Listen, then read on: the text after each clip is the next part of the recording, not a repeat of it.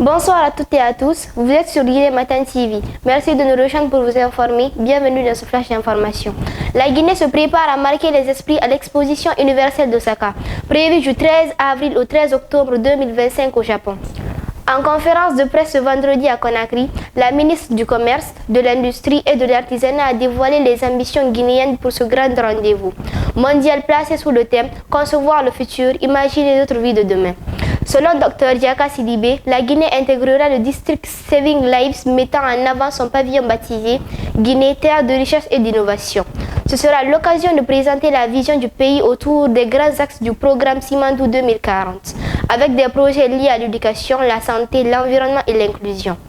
La ministre a fait savoir que plus de 30 exposants guinéens seront mobilisés à cette occasion pour valoriser les produits locaux et le savoir-faire national.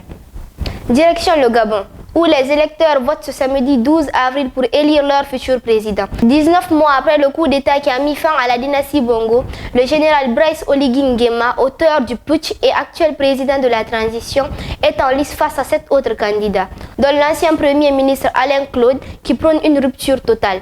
La campagne, qui a été courte mais intense, s'est déroulée en 13 jours seulement. Les partisans de Brice Nguema, très visibles dans les rues et sur les réseaux, scandent des slogans montrant qu'ils sont assurés de la victoire de leur candidat.